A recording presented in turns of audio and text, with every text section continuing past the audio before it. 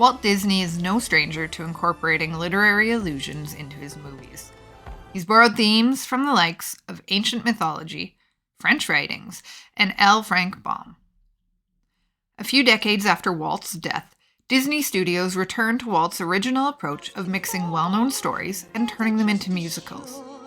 This period of animated production, known as the Disney Renaissance, featured stories such as Hercules, The Little Mermaid, and Pocahontas.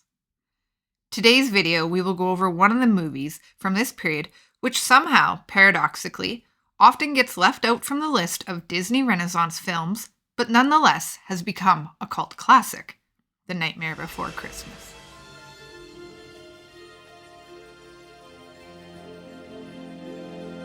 Before we get into the literary allusions in The Nightmare Before Christmas, I'd like to clear up why this film could be considered a Disney classic. You know, since the film was released under Touchstone Pictures. But according to Disney Wikipedia, The Nightmare Before Christmas originated in a poem written by Tim Burton in 1982, while he was working as a Walt Disney Animation Studios animator. With the success of Vincent in the same year, Disney started to consider developing The Nightmare Before Christmas as either a short film or a 30-minute television special. Over the years, Burton's thoughts regularly returned to the project, and in 1990, Burton and Disney made a development deal.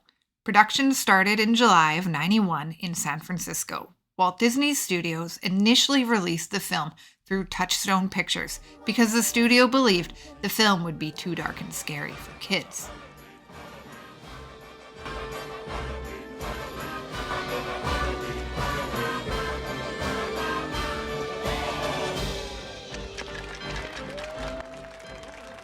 So not only was the idea born from Tim Burton, who was working with Walt Disney Animation Studios at the time, in Disney Renaissance fashion, there are references within the story to another beloved classic children's tale. Why don't you come along with us? We're on our way to see the wizard now, to get him a heart. And him a brain. I'm sure he could give you some courage. Now, many people are familiar with the story, The Wizard of Oz. But what some people may not be familiar with is that the beloved story of Dorothy and Toto is actually part of a larger canon by Frank Baum. Baum continues the story of Dorothy, Tin Man, Scarecrow, and the Lion by introducing different characters that adventure around the land of Oz. Two of the characters found throughout these travels are Scraps, who's the patchwork girl, and a boy named Tip. Tip is a boy who is unhappy with where he lives, so he eventually constructs a mannequin-esque figure. This mannequin has a jack-o'-lantern for a head, tree branches for a body, and is dressed in old clothes. Tip names this mannequin Jack Pumpkinhead. Tip eventually runs away from where he lives with Jack, but not before Jack is brought to life with the dust known as the powder of life. In this story, Tip also brings along a wooden sawhorse for Jack to ride. Through Jack and Tip's adventures in the book, Tip finally realizes who he actually is, and at the end of the story, discovering his true essence, he takes his rightful position as ruler of this magic land. Jack Skellington follows a similar path in the movie. He's unhappy with his life and goes searching for something else. He tries to be someone he's not, only for fate to take him through some adventures and for him to embrace who he really is. And at the end, he becomes content with his place as the Pumpkin King. It's great to be home!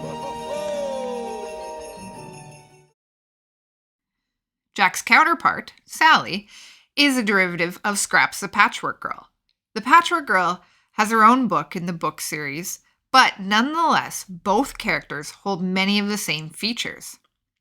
Both ragdolls share physical attributes such as a quilt-like garment, being stuffed with cotton, and leather shoes with pointed toes. Both Scraps and Sally were constructed to be servant-like to their creators. Both creators designed their dolls with the hopes of them being obedient and subservient. As the Book of Oz reads, "When my housework girl is brought to life, she'll never dare be rebellious or impudent, as servants are sometimes liable to be." There's many times in the book where Scraps comes off as bold and impudent, and in The Nightmare Before Christmas, Sally is... I'm restless. I can't help it. It's a phase, my dear. It'll pass. We need to be patient. That's all. But I don't want to be patient. It's not just both of them being rebellious, but in the book, when making Scraps' brain, in goes obedience, cleverness, judgment, courage, ingenuity, amability, learning, truth, posy, and self-reliance. Sally shows many of these characteristics as well throughout her movie. And while The Nightmare Before Christmas echoes the plot of Tip and Jack Pumpkinhead's adventures, the movie also seems to incorporate the patchwork girl through Sally's characteristics. So, in true Disney Renaissance fashion, this movie could easily be considered a resurgent of The Wizard of Oz. Although, it might be too dark and scary for kids.